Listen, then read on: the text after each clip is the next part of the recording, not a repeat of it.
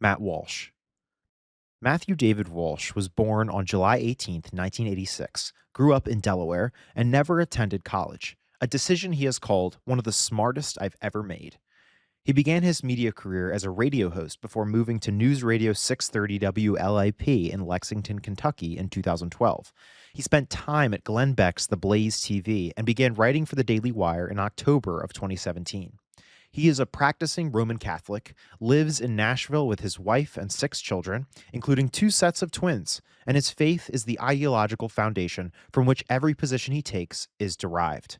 He launched the Matt Walsh Show podcast in April of 2018 and has appeared on Tucker Carlson Tonight, Fox and Friends, and Dr. Phil, and publishes episodes daily on weekdays. She began by saying that my view is extreme. Okay, so the view that every single person on Earth has held up until 15 seconds ago is extreme, and the view that almost everyone does right now still holds as extreme, apparently, according to her. But there is this they are conflating gender and sex, because on one hand they say, well, you got your biological sex, but then your gender is whatever social construct.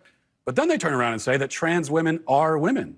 So a man who identifies with the gender, the social construct of womanhood, actually is a woman. So if you can laugh all you want, but this is a logical problem. You are conflating sex and gender just by saying that. So that's the problem. There's biological sex, and then there is gender identity. Part of me wants to ask why you care so much, because it's really not that big of a deal. Oh, yeah, can I answer that? I'd love to answer that question. I care about the truth. So basic truth matters. I want to live in a society where people care about the truth and we're grounded in truth. Right. I care about children. And these insane ideas about gender are being foisted on kids, and that bothers me quite a bit. I care about the women who are having their opportunities stolen from them. I care quite a bit, yeah. You are a champion for... His transformation from radio host to one of the most influential anti-feminist voices online came through a single documentary, What is a Woman? Released in June 2022, in which Walsh traveled the country asking professionals and activists to define womanhood and treated most of their answers as self-evidently absurd. The documentary became a cultural flashpoint and earned Walsh the title of Transphobe of the Year from the New Republic and built his YouTube channel to 3.44 million subscribers. He followed it with the mockumentary Am I Racist in September of 2024 and Lady Ballers, a comedy film satirizing transgender athletes in women's sports. Are we going to allow ourselves to be uncomfortable and just do what we can personally, or are we going to sit around waiting for the system to catch up? Yeah, they go together, right? Yeah, but this is something that I can do right now. Why wouldn't I do it?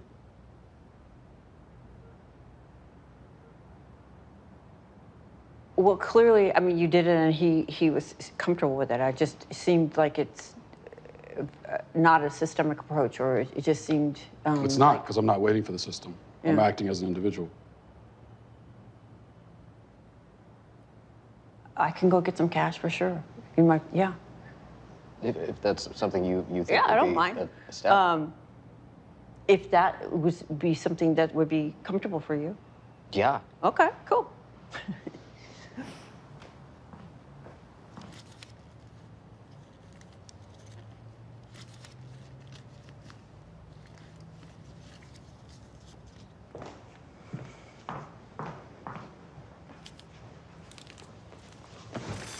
That's all I have. Oh, well, you know. I usually carry cash. Thanks. You're welcome. The SPLC published a formal profile describing Walsh as someone who, quote, frequently demonizes LGBTQ plus people and leads a campaign against gender-affirming healthcare that has targeted American hospitals with harassment and has advocated executing doctors who provide healthcare to transgender people. A controversy erupted in June 2026 when historians criticized a Daily Wire history series Walsh fronted for misleading claims about American slavery, and Walsh and the Daily Wire responded by issuing copyright strikes against the historian's reaction video rather than engaging the substance, a move the historians called cowardice and announced they would fight in court. With the fluidity of these things, how do I know if I'm a woman? You know, That's a great question. I like scented candles, and yeah. I've watched Sex and the City. Yeah. And, yeah.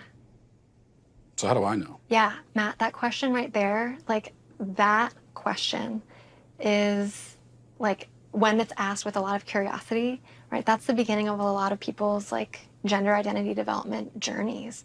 If my mom who gave birth to me is a woman, and my wife is a woman, though I haven't asked her, maybe I should. But if they're all women, and also the boy who sits down with you and says, I think I'm a girl, actually is one, then what is a woman? Yeah. Great question. I'm not a woman, so I can't really answer that. Rollo Tomassi. George W. Miller was born on April 2nd, 1969 in Los Angeles. He holds a degree in fine arts and behavioral psychology and spent 25 years in the wine and spirits industry, married in 1996 and had a daughter in 1998. A thoroughly unremarkable biography for a man Dr. Phil would eventually call the godfather of the manosphere. He writes under the pseudonym Rollo Tomassi, borrowed from the 1997 film LA Confidential, maintaining deliberate mystery about his real identity, so the focus stays on the ideology rather than the person. He launched RationalMale.com in 2012, and the community that formed around it became one of the earliest structured forums for red pill philosophy. Whenever I mention hypergamous doubt, think of it in these terms. Is he the best I can do? And that is persistent for the rest of your lives, ladies. Is this guy still the best I can do? Could I get a better than this guy? Like that guy. Like, you want to know why that, where did it go? You want to see that in action? I'll show you that in action here in just a second. Hold on a second. Wait a minute.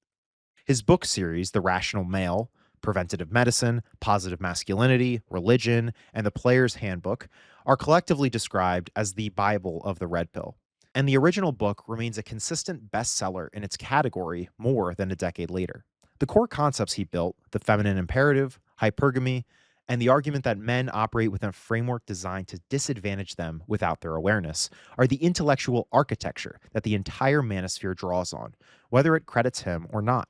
Andrew Tate publicly stated in 2024 that his ideas are derivative of Tomassi's teaching, while Tomassi noted that Tate had distorted his words. Branding is really what it's about, because I've done shows with Tristan. I've done several shows with Andrew. I've done more shows with Andrew than Tristan. The last time I was with the both of them together was on Fresh and Fit back in December of 2021.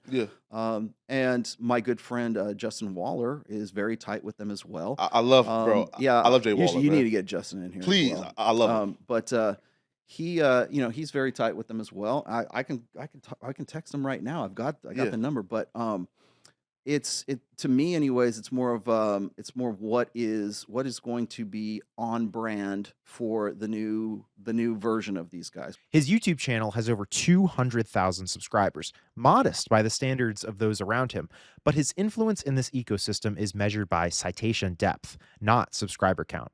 Patrick Bet-David hosted him for a 2-hour Red Pill seminar that serves as foundational material for understanding the manosphere's intellectual architecture. He released his 6th book, The Rational Male, Reignite, on Audible in December of 2025, with his Substack active through June of 2026, posting pieces including Feminism is an extinction-level event. I have always maintained that feminism, there are no waves of feminism. I know that's going to be shocking to some of you, right? Because there's first wave feminism was good, right? It got them the vote. That was good. No. It has been the same supremacism, the female supremacism movement, the same hate movement it has always been since 1848 in Seneca Falls. If you go and you look at any of the charter from those times, and if you do any of, and it's really easy to do this, they just don't want you to do. You'd have to go and actually spend the time to do a little bit of research. But I can show you news clippings and articles from the late 1800s into the early 1900s where feminists were firebombing churches. They were plotting assassinations. There was a very, very violent movement. People want to say that, well, it's third wave feminism has really corrupted the good side of the equality-based side of feminism, which is just it's horseshit. I'm sorry to say it's just horseshit. Richard Cooper. Richard Cooper is a Canadian entrepreneur who founded Total Debt Freedom Incorporated from 2003 to 2019. Canada's most successful private debt relief company by his account, eliminating over $250 million in unsecured debt, and was awarded by Profit Magazine 3 times for hypergrowth, and was nominated by Ernst & Young for Entrepreneur of the Year. None of that is what his YouTube audience knows him for. The pivot that defined his public identity was a divorce, what he described as a personal red pilling that fundamentally reoriented how he thought about dating, marriage, and female behavior, and his decision to document that awakening on a channel called Entrepreneurs in Cars.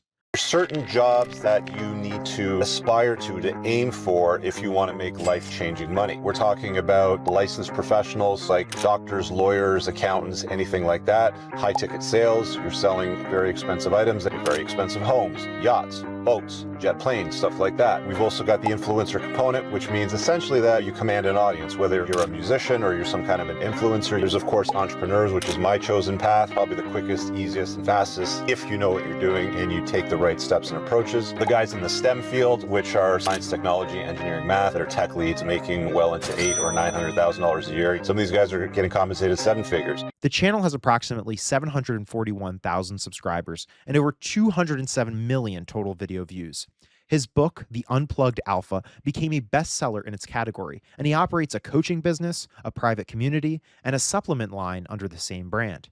His content sits at the overlap between red pill philosophy and self-improvement, framing hypergamy and female behavior not as political arguments, but as operational intelligence for men navigating a dating market he considers structurally rigged against them. You want to be able to live your life in a way, gentlemen, where you can live without her. A lot of people go looking for, ways to get her back, or how do I rekindle a lost love, or whatever. I'd like to, offer you guys a slightly different perspective, because probably by now you've watched a bunch of videos on how to get her back with these 5 tips and do those things, and she'll come running back to you. But ask yourself the question, why do you want her back? What's in it for you? Is she doing the work to make things better? Lost loves, it's like water under the bridge. You drop something in the river, it's going to go downstream. Let it go. I've personally wasted a lot of time, and I've coached a lot of guys that have wasted a lot of time over lost love.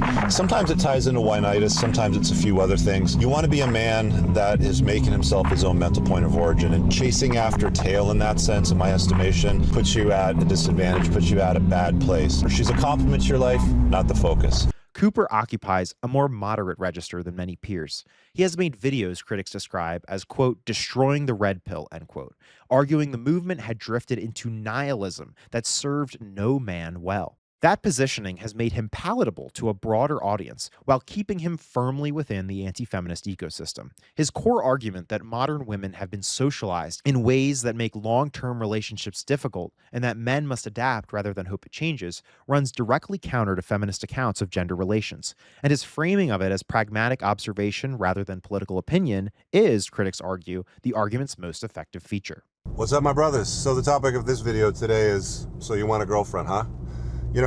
I've noticed this over the years that I've been producing content on this channel. A lot of guys are just, I just want a girlfriend, or I just want one girl, I just want to be in a relationship.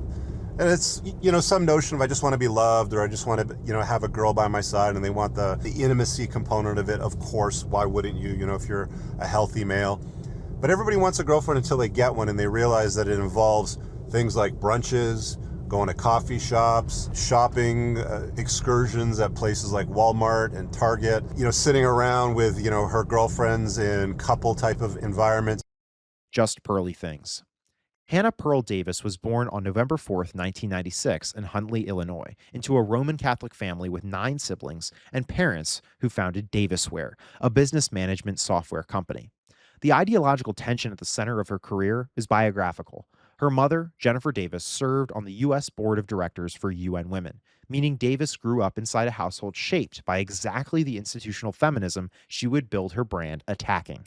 She studied economics at Elmhurst University, graduated in 2018, sold copy machines, moved to London briefly to pursue professional volleyball, and began producing social media content in 2020. Now, okay, so here's what's going to happen. There's women that cash out earlier and later, right? And the goal is always to get the hottest men available. And attention from the highest status men in society is like our currency, right?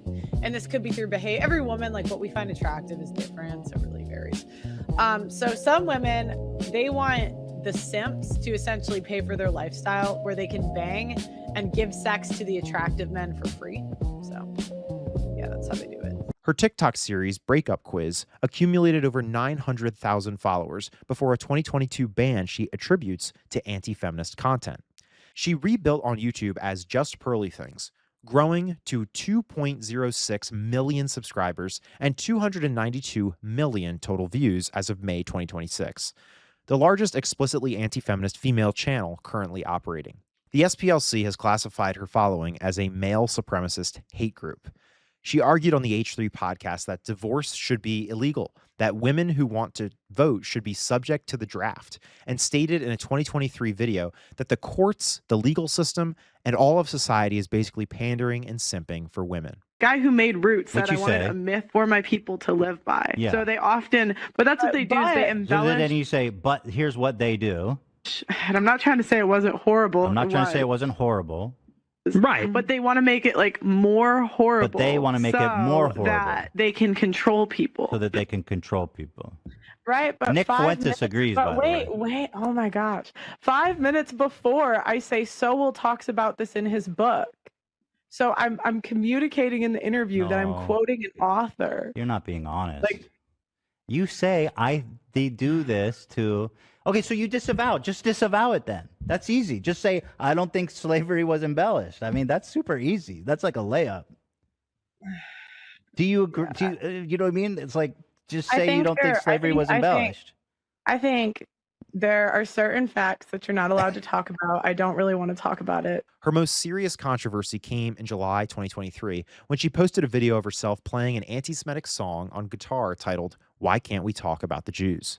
Claimed Hitler may have had a point about Jewish conspiracy theories, and dedicated it to Nick Fuentes, content she deleted after backlash, but that was already widely documented. That same month, she tweeted that 16-year-old chicks are hotter than 26-year-old chicks, drawing criticism for sexualizing minors, which she also deleted. Multiple outlets have called her the female Andrew Tate, a label that captures both her reach into that audience and the degree to which her positions are considered extreme even within anti-feminist media. I did remove the interview. I, again, did not think through a lot of the repercussions of posting that. Brett Cooper. Brett Cooper was born on October 12, 2001 in Bellingham, Washington, appeared on Broadway before age 10 in The Sound of Music and Annie, and has credited childhood acting with the communication instincts that define her commentary. Her early life was harder than her polished media presence implies. Her father wanted her mother to abort the pregnancy, and her parents divorced acrimoniously enough that she legally emancipated herself at 15, supported herself through retail work while homeschooling, and became legal guardian of her surviving brother after her older brother died of cardiac arrest when she was 5. She attended UCLA, majored in English, and was hired by the Daily Wire in 2021. So the comments section is a social media content review show. You know how you respond to woke TikToks for your YouTube channel? So we are basically doing that, but not just responding to TikToks. We are responding to whatever is going viral on social media, whether that be political news, celebrity news, a ridiculous tweet by a politician. We are responding to it. We are diving into the comment section to see what real people are saying about it, how they are responding. And we're doing it from a younger perspective. We're getting into the nitty-gritty. I'm Gen Z, I'm young, so it's a new perspective and a unique point of view. So it's a great way for people who are younger, maybe the kids of people who are listening to this show, or if you're younger yourself, to engage with political content. I assume that the young people are in fact the target audience. Yes, exactly. We are hoping to reach a newer demographic, my peers especially. I went to UCLA, much like you, and so I dealt with a lot of leftist peers. Most of my friends growing up were on the left, and I lost a lot of them when I started speaking out. And so in that world, I realized that there was not a lot of entertainment. There was not a lot of social media and internet content that was for more conservative-minded young people. And so I'm excited to be diving in and creating something for them. The comments section with Brett Cooper, launched in March 2022, became one of the fastest growing YouTube properties in conservative media, reaching 4.5 million subscribers by the time she left in December 2024. She left amid speculation that her producer Reagan Conrad had been offered a deal to replace her, insisting the decision was her own. The Independent's move worked. Her first episode of The Brett Cooper Show in January 2025 pulled 3.4 million views. Her second pulled 2.3 million. And in June 2025, Fox News Media signed her as a contributor.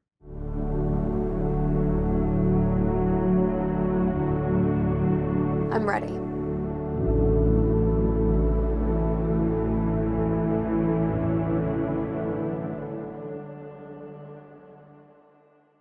Her content is the most mainstream accessible in anti-feminist media. No banned divorce arguments like Pearl, and no academic red pill frameworks like Tomassi, and no shock tactics like Walsh. Instead, she argues that feminism misled women into prioritizing career over family, that women's own choices produce the gender pay gap, and that younger women are beginning to recognize these truths themselves. Critics argue that framing is precisely what makes it more dangerous. Positions Pearl states bluntly, Cooper packages in Gen Z fluency for audiences who might reject them delivered in any other way. Brett Cooper Show. Brett Cooper joins us now. Were you at that party? I was not actually, and I regret not going now. I feel like I really missed out. It on looked this like a huge good cultural party. phenomenon. Why do you think they want to make a scene out of that? Well, because it is cool. It's super exciting, and for the first time in like 10 years, the culture has shifted in a way to where young people on the right now are edgy. They're the rebels. And we've been saying that, for the last 4 years. Lauren Southern. Lauren Sherry Southern was born on June 16, 1995 in Surrey, British Columbia, studied political science at the University of Fraser Valley without completing her degree, ran as the Libertarian Party candidate in the 2015 Canadian federal election at age 19, and entered media as a reporter for Rebel Media. Her 2015 video, Why I'm Not a Feminist, accumulated 1 million views on YouTube and 40 million on Facebook, establishing the template for her early career. Confrontational anti-feminist arguments delivered by a young woman in a format built to travel across platforms hostile to the content. She left Rebel Media in 2017, was detained by the Italian Coast Guard for attempting to block a migrant rescue vessel, and was banned from entering the UK for activities deemed to incite racial hatred, and produced documentaries Farmlands and Borderless that positioned her as a serious journalist to her audience and as a far-right propagandist to her critics. So Lauren, of course, is a documentary filmmaker. I mean, do you want to mention anything else about your work? You're doing work with Tenet Media now. We're all Yes, excited. I'm with Tenet Media, which you are as well. A very Absolutely. exciting crew. We've got Look at Matt us. Christensen, Taylor Hansen, Ruben, Benny Johnson. Yeah, so you can go check Super them group. out. Tenet Media on YouTube. Watch Tenet now on the Twitters, and I'll be doing videos and little mini docs for them, and hopefully some more documentaries for you as well. But yeah, if you want to check out some of my older film work, I've done Farmlands on South Africa, Borderless on the migrant crisis, American Mirage, Crossfire, and now Infringed. I've got quite the body of work, and More to the come. lovely John Dutoit has helped me with a couple of those now. Three of them now. Yeah, you did Oh, yeah, that's Crossfire right. too. Yeah, I You did did some work on Crossfire too. Crossfire. Yeah. That's right. Who are you, Incredible sir? What do you filmmakers. do? Yeah. Well, I'm John Dutoit. I'm the guy who's behind the scenes. I'm behind the camera. So it's a real privilege and honor for me to be in front of the camera for once. She announced retirement in June 2019 and then returned briefly in 2020. Then she disappeared into a private disaster. A tradwife marriage in Australia she entered seeking the domestic life she had publicly promoted, which became near total isolation and escalating emotional abuse from a husband who threatened divorce if she disobeyed him. She gave much of her savings to the marriage and was left living in a small cabin with her son, and describes the period as one where my brain was breaking between two worlds. Her memoir, This Is Not Real Life, self-published in July of 2025, disclosed all of this and added the allegation that defined her reemergence. That in February 2018, in Romania, Andrew Tate strangled and sexually assaulted her while she was severely intoxicated. Lauren Southern has returned from retirement with a new book called This Is Not Real Life, for which she has released a few select chapters to give you a sneak preview of what the book may be about. And of course, that sneak preview is the accusation that Andrew Tate had raped her at a hotel in Romania. The Rolling Stones running the story, alt-right YouTuber Lauren Southern alleges in memoir that Andrew Tate sexually assaulted her. Now, let me start by saying this. Full disclosure, I consider myself friends with Lauren Southern. In fact, I consider her to be like a decently good friend, though I haven't seen her in years. She retired from the scene. We do have, she has been on the show several times. She has famously drunken whiskey, pappy as it were, from a paper cup, not realizing that is inappropriate. You can't do that. And so I've got my opinions on this, and it's tough. This one really is. I've got, knowing her personally, being friends with, having many of the same friends, having been at many of the same news locations as her, and even covered similar stories on trips with her in the past, though just a couple. I have my opinions on this accusation, as well as many of the individuals I still work with and know. And the general sentiment is, ain't no way this story is true. Ain't no way. Now, I'm not sitting here to try and defend Andrew Tate over anything he may have done. I can certainly give the man credit for his strong rhetoric, which inspires young men. The left can deny it all they want. They can tell me, they can insult me because they don't like that I said it, but it's true. The allegation was corroborated by a Toronto hospital report dated February 28, 2018, and by 2 travel companions who confirmed she told them about the assault the next morning. Tate's lawyer called Southern lying through her teeth and promised a defamation suit that had not been filed as of early 2026. The New York Times obtained and verified the hospital report, but could not independently verify Tate's role. In the memoir, Southern also distanced herself from the movement that made her famous, writing that the right delivers endless monologues from self-proclaimed truth-tellers insisting men should engage in promiscuity while women remain virtuous. The Independent reported in June of 2026 that she said she was addicted to social media engagement, and that's why she quit the manosphere. Andrew Wilson exposes this grifter for writing a book of lies in this debate on Piers Morgan. For Southern, the big problem that she has a credibility issue, and that credibility issue is self-imposed. It's not a credibility issue due to external factors that happened to her. It's credibility issues due to the actions that she herself took. So the idea here is, like, first of all, you don't actually have any evidence for the position. It's all anecdotal. There's nothing. It's nothing more than just kind of vibe. She's just vibing it out. But it's like, where's the actual evidence for this? I have a completely different aspect in media and a completely different experience than you had. But I also wasn't doing all the drugs. I wasn't having all the sex. I wasn't doing all that shit. People around me, they are struggling to impose trad ideals. It's something they may want, but they simply can't have the stay-at-home housewife when the economy is the way it is. There's just this idea that we go back to the 50s, which I think is... It's just fantasy. It's fantasy. Who's advocating? Well, tell me who's advocating for these things, because that's not the advocation that I ever see when it comes from traditionalists. I don't actually even know, like, who are these people that you're referencing here specifically? You know, who are these specific people who are saying this? We want to go back to the 50s. Women aren't allowed to work, right? Who's saying it? You know, it's. Well, I'll tell you one who's saying it, actually, Andrew Tate. Yeah, maybe, but he's not a traditionalist. Southern's talking specifically about traditionalists. And I'm asking her the specific question. Who are these traditionalists specifically who are making these advocations that a mom who has children at home can't have a part-time job, but rather, hey, it's probably good to avoid babysitting fees, things like this, to have one parent who stays at home, one parent who works if it's possible, to prioritize their children. That seems completely rational, reasonable to me. Who's advocating this throwback to the 1950s specifically? The LARPers online, like Andrew Tate, the people who are posting Norman Rockwell photos and saying base. He's not. He's LARPing, as I've been LARPing. I was a part of this right-wing community, and not all of it's bad, but there's a lot of LARPers. I'm not giving you names. Who are the names of these people specifically? The name one.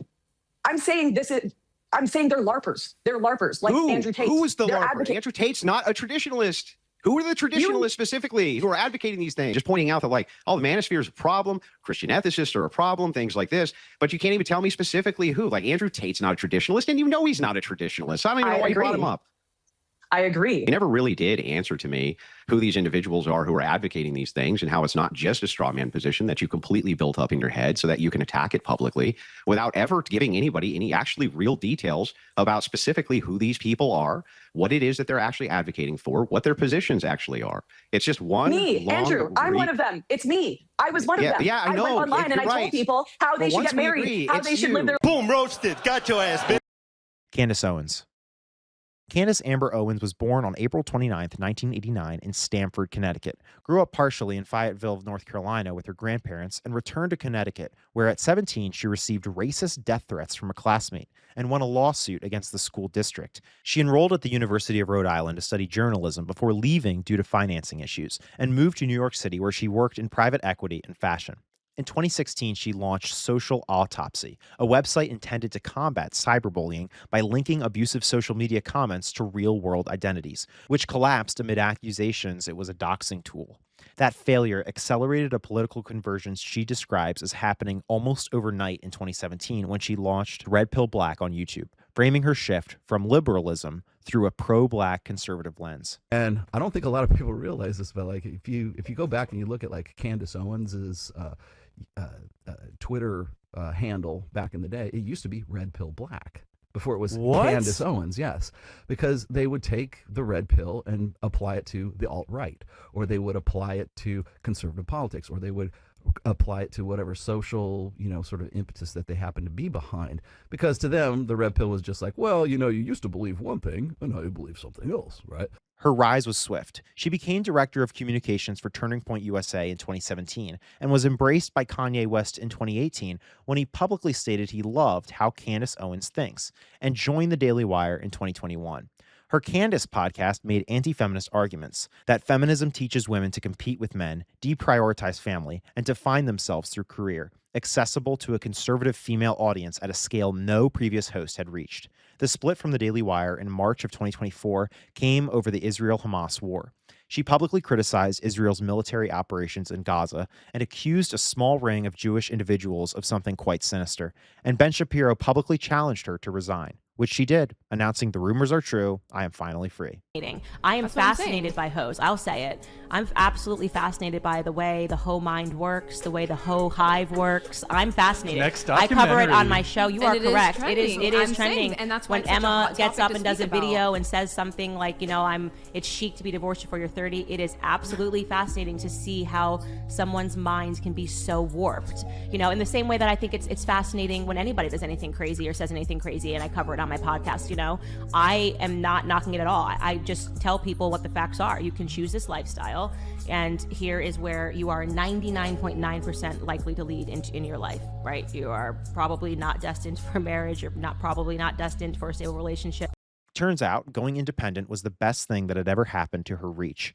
A Media Matters analysis from February of 2026 found her follower base had grown 80% since January 1st, 2025, adding at least 10.9 million followers across all platforms.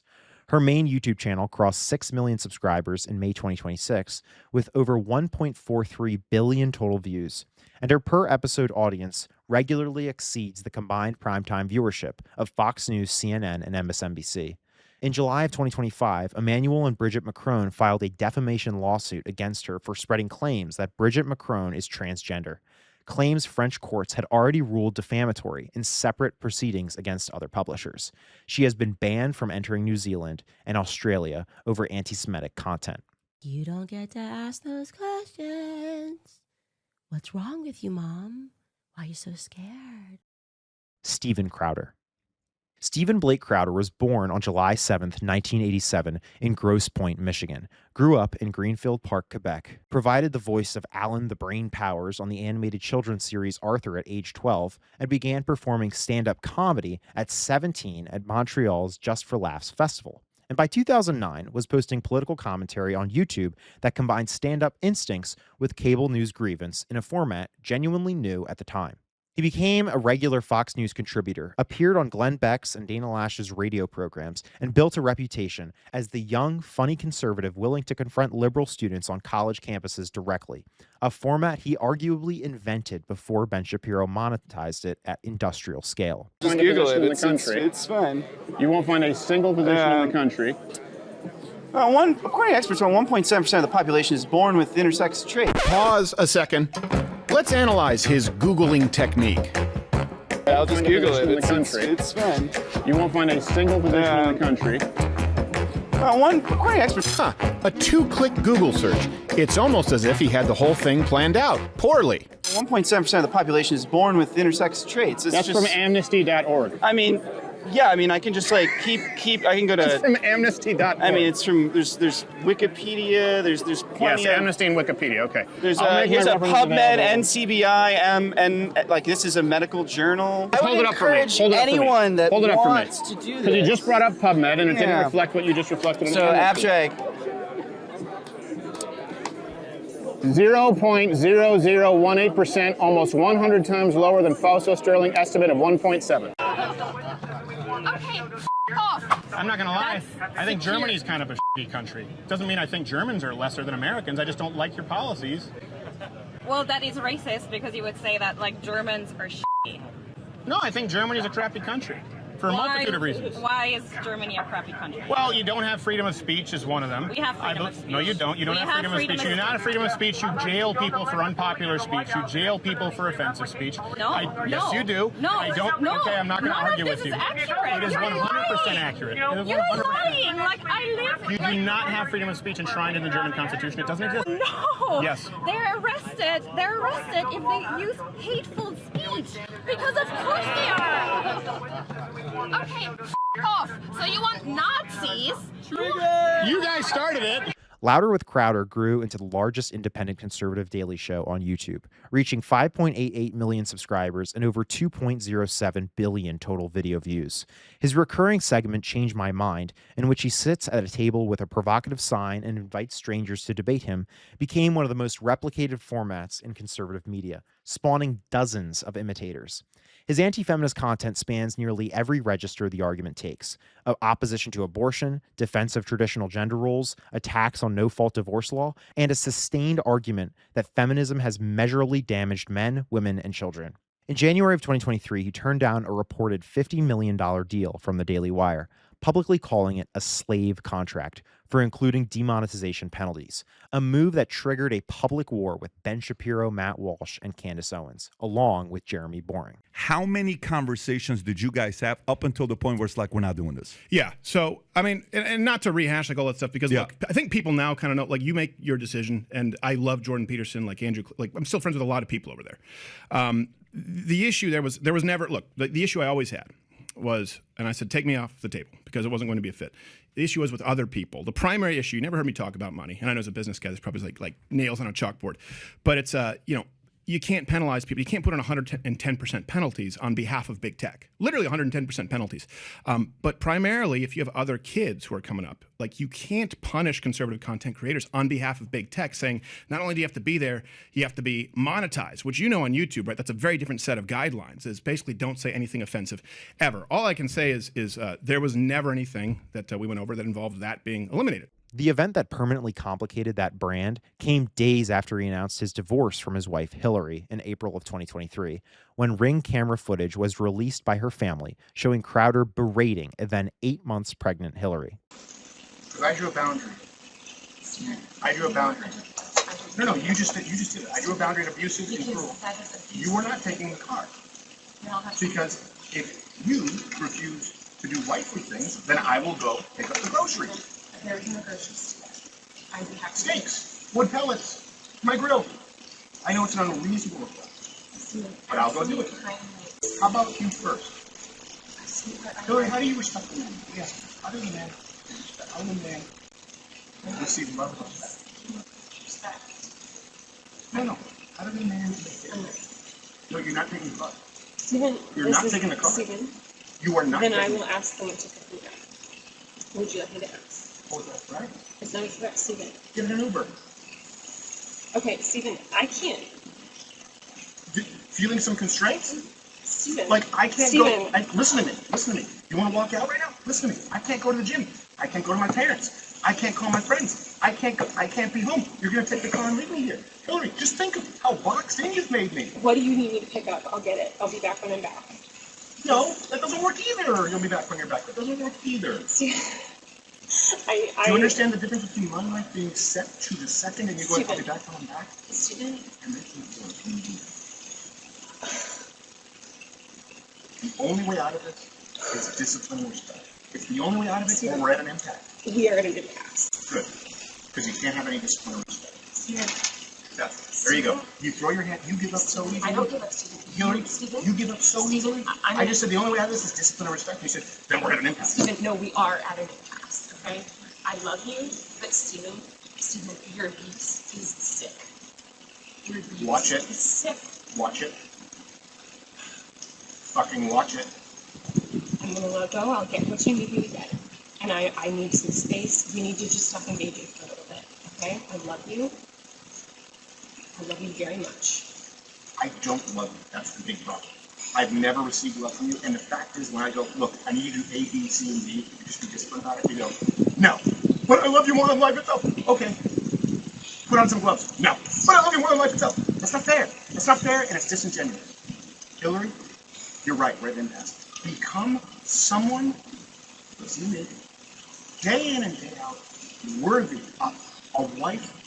No, not as a wife. I didn't say as a wife. Hillary, come on now. I'm not gonna engage. I'm not gonna engage anymore. I'm gonna go. I'll text me what you need. I'll get you what you need. I love you. I'm committed to you.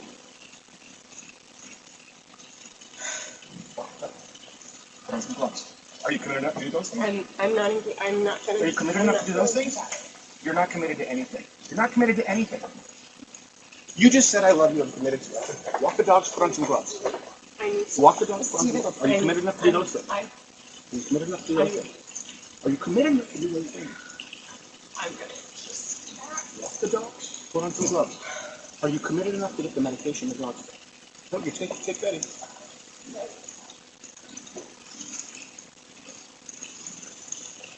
Hillary's family stated she has spent years hiding mentally and emotionally abusive behavior while trying to save the marriage. Multiple former employees confirmed the footage was not unusual. Crowder called the footage misleadingly edited and framed himself as a victim of no-fault divorce law he had publicly criticized. A position critics noted completed a pattern in which he argued against women's legal protections while allegedly benefiting from the social norms those protections were designed to correct. Legal disputes between the two continued through 2026.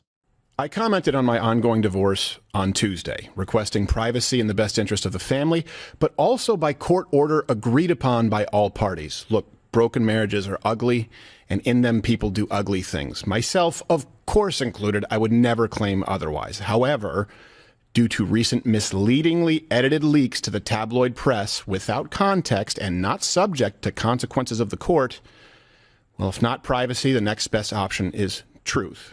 So today, I have filed a motion to officially unseal all files as they relate to the matter of legal record. Finances, relevant medical records, including mental health history or evaluations, depositions, and any motions or sanctions from the courts of Texas. I will not be leaking private marital information to the press, but if the privacy agreements are not respected by all parties, I will address all that is a matter of irrefutable legal record in full context next week. Thank you for watching. If you enjoyed this video, please leave a like and subscribe, and comment below what topic you'd like me to cover next.